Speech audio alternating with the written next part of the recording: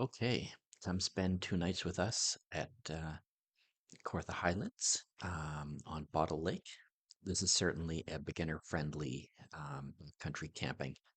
This is the only carry down, about 300 meters onto. This is Bottle Lake where it turns into, or Bottle Creek where it turns into Bottle Lake.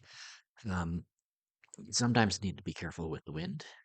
My canoe is 17 foot long, weighs just under 50 pounds. It's a prospector.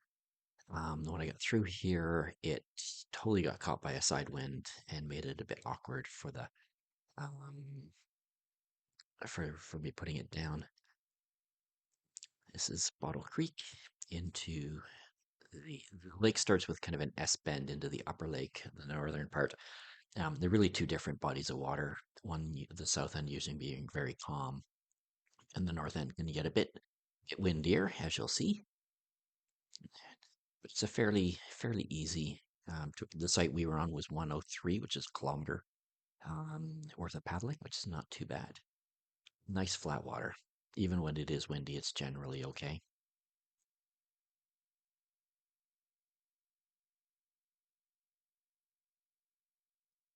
There's our daughter with her lab sitting on the front like a hood ornament. So this is getting into the more open part of the lake, and you can see the waves are starting to get a bit bigger. As long as you keep them bow on, they're usually fine. We've been going to this lake for over 25 years and have never really had too much issues with it. The lake itself is about 2 kilometers long, but it can get a bit gusty. You can see here some more swells. It's narrow enough that you can always go to one side and stay out of the wind if you're nervous with it.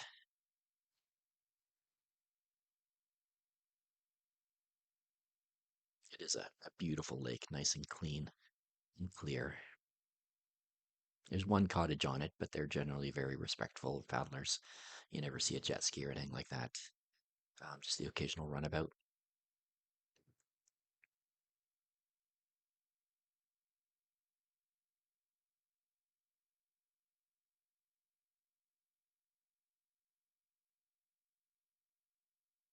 Yeah, this clip is longer than I thought.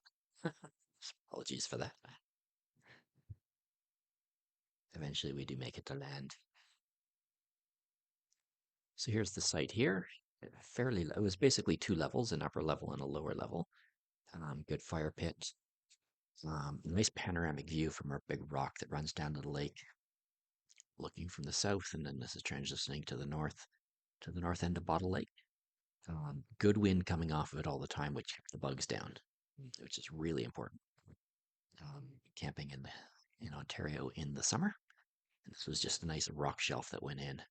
Now, when you arrive at every site, you want to see what the facilities are like. It's like when you check into a hotel room, what are the bathrooms like? So this is the walk to the Thunderbox. You see the signs for the Thunderbox. They are unisex, which is important. So there's one of the signs there. And they usually have a really good degree of privacy from the main campsite and from anyone who might wander by, and are generally in good repair. The park does a really good job with that. So here's the Thunderbox itself. For those who are not aware, if you're backcountry camping, this is your bathroom. Here you go. That just opens up. You do your business. Now, this one had the added bonus of a lake view, right? What kind of hotel gives you a lake view while you're going to the bathroom? And then down, even though the water is generally very clean, um, you should always filter it in some way. So here's our platypus. I'm filling it up. That does about 6 liters fairly quickly. You can boil it, you can add tablets to it, whatever works for you. But this, for family of four, platypus works great um, just because the volume of water we can do. And you can see we've got our canoes and kayaks stored well away from the water to keep them safe. And just the little trail that goes up to the main site. So the site itself is actually quite private from the lake. So you don't have people going by constantly. And then just hang our water there from the tree. So I did it backwards. And then plug it in. and let it go. And the platypus does a really good job of taking care of anything that's nasty in the water.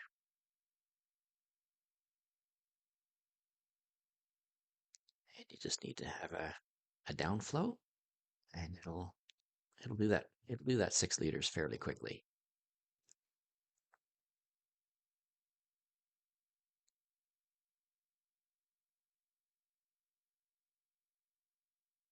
There's the dog. There's something about camp food that it just tastes great. And now this site, and because these are beginner friendly, we can bring in a larger cook stove and an axe and some firewood. We always bring in our firewood from a local source, as per Ontario Parks recommendations and regulations. Don't cut down anything that's living. This is the site after we set up. There's our tent. There's another one behind that set of trees there, and some hammocks that went up, and then another tree down or another tent down on the lower level. And all the sites have picnic tables and fireboxes. And time to relax with a book by the fire, which I haven't lit yet. That's how I spend most of my time. I actually got through that entire book in a day. It was a very quick book.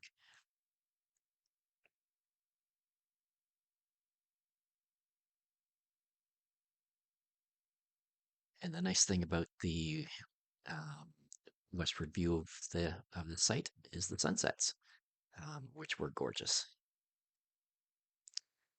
Then we go. We got our fire going. That grate can be removed if you're not cooking, give you a better view. And if you're making s'mores, which we can do in a little bit. And there's the sun, the lake just after the sunset. It really was gorgeous.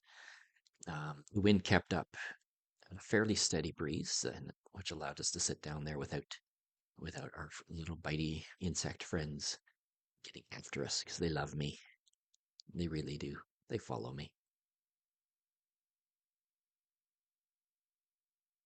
Now, we got the fire going, we'll let it burn down to some nice coals, and it was s'more time, which is just an ideal part of camping. It was also the Perseid meteor shower night, so we sat out there. They really started after 11. We were out there till about midnight, and we saw a fair number. And then the next morning, what is the best thing to do while you're camping? To sit and have a warm cup of tea first thing in the morning after you get out of your tent and just relax. Some people like coffee. I'm a tea drinker, though. These are the hammocks. There can sometimes be a novelty factor of trying to get into one of these, but I've gotten quite good at getting in and out. They're so comfortable for laying in and easy to travel with. The second I got in, I passed out and slept for about an hour and a half with no intention of sleeping, but they're just comfortable. Gentle breeze relaxing me.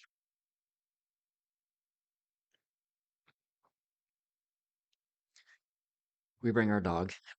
She's trained really good with recall and she will come back. If you're bringing a dog, make sure they are recalled or keep them on a leash because there are paths they can get onto and disappear.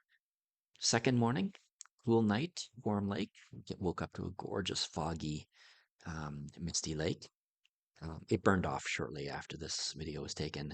Um, by 9 o'clock, it was completely blue sky, but it was just lovely atmosphere. The full panoramic. And then as we headed out, we had that what had been a headwind on the way in, and the tailwind on the way back. Here we're just paddling a little bit harder to get away from the troughs and get the bow, the stern paint pointed into the waves, make it easier for us. And we had great weather the whole time.